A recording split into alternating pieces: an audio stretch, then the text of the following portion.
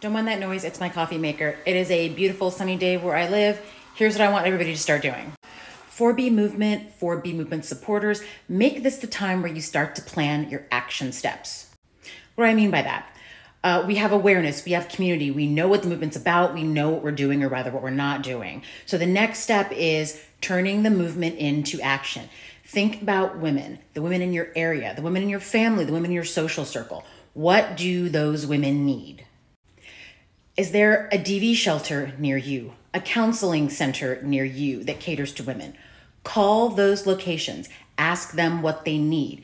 Get on your socials or call up your friends, email your friends and be like, hey, this organization needs this, they need money, they need clothing, whatever they need, and give that stuff.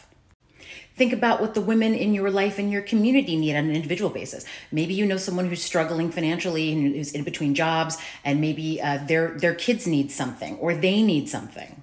And it's not just money or materials, services. If you provide some kind of service for your business or you have a special skill, is there anyone in your local community that needs that skill?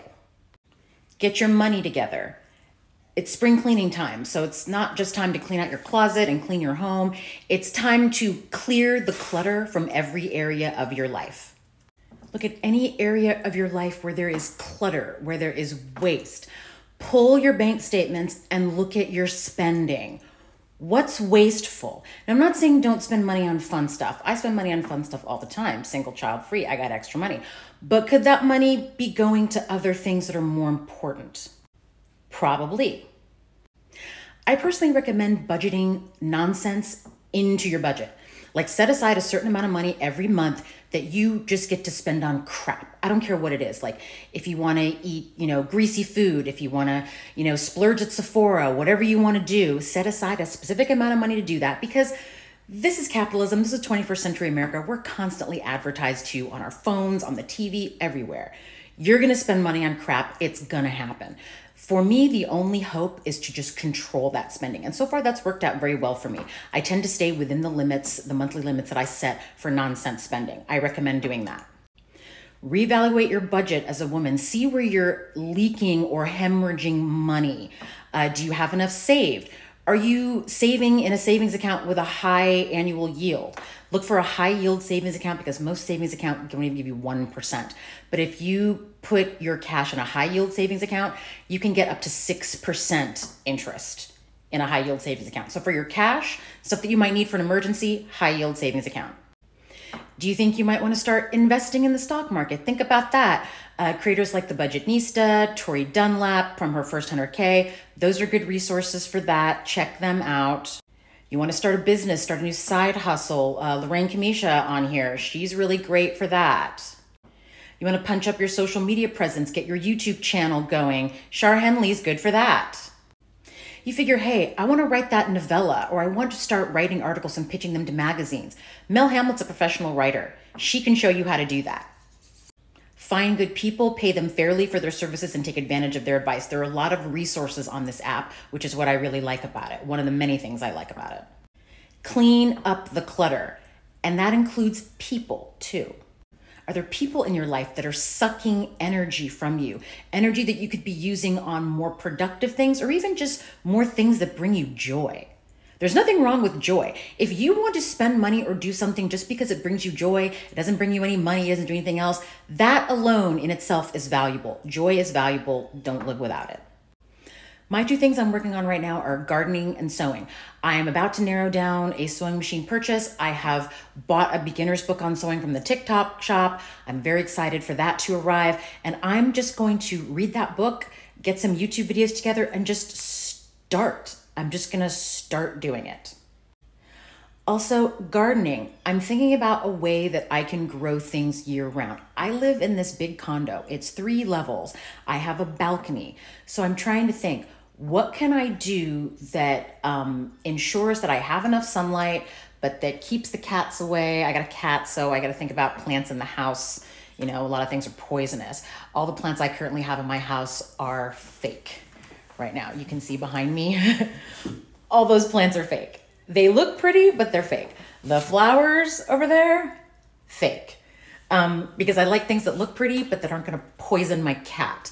and I can never find the right plant that I feel looks nice and is safe for my cat. So that's just how I do.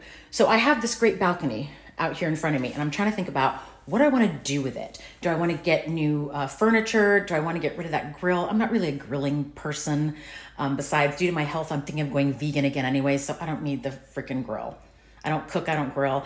That grill is taking up so much space in that corner that I feel like I could be using for other things. And since the weather's about to be warmer, it's really time to start thinking about how I can utilize this space for something useful. Spring is the time for renewal. It's the time for starting over, learning new things, doing new things. Take action. Turn your feminism, your advocacy, whatever your ideas are, take them and turn them into action. Help yourself and help your community. My coffee's done. Moving on.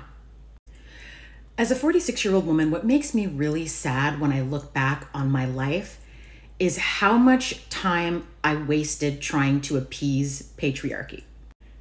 The years I wasted dating, the years I wasted caring about what men thought of me, caring about the male gaze, all the extra money I spent, the stress, all the starving, how many years I starved myself and worked out at the gym just to look good, to fit some standard, instead of just really taking good care of myself. I think about all that wasted time, that wasted potential, and I kind of mourn. I'm still in the process of mourning all that creative energy that I wasted on that, on being thin enough, being likable, etc. And honestly, I didn't try nearly as hard as a lot of people did, but I still feel like that's time wasted. And time is the most valuable resource we have. And once it's gone, you can't get it back. Heterosexual men have this habit of being energy vampires, of sucking all of your energy, all your labor, and not giving an equal amount back to you. So when people on this app say, don't pour into anybody who doesn't pour into you, that's what they mean. The energy, the effort exchange should be equal.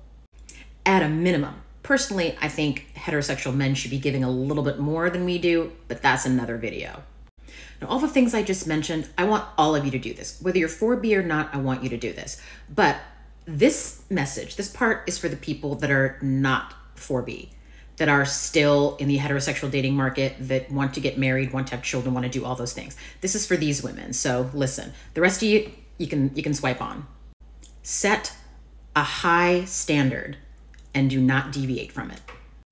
Find the relationship style and the relationship circumstances that work best for you, and do not let anybody tell you that they're too high, that they're immoral, that they're not Christian. Don't let anybody tell you that. Ignore them, because you're a grown woman and you know what's best for you. And for those young women that kind of haven't really figured out who they are yet and don't really know what they're doing, but if you know you might want to be a mother someday, if you can afford it, freeze your eggs. Freeze your eggs now. That way it relieves some of the pressure. So you know that you have viable eggs on ice, and if it takes you a long time to find the right person, you have that extra insurance. Now, I understand this isn't available to everybody. It's very expensive, but if you can, I would recommend freezing your eggs at 21, 25, as early as you can do it. And if you are financially secure, you have your life organized, you think you're ready to become a mother, but there's no guy in the picture, become a mother. Right after you've frozen your eggs, I want you to start building your village, shoring up your friendships, seeing the people that you want in your life long term. If you have siblings that you're close to, shoring up those relationships and making those relationships stronger. Have a very strong, dependable friend and family network. If these are folks you're going to want involved in your child's life, or folks you're going to need assistance from in the future, make sure you live near those people, you have strong relationships with those people, and talk to them about what you want to do and say, hey, I'm thinking about doing this. I want to have a kid.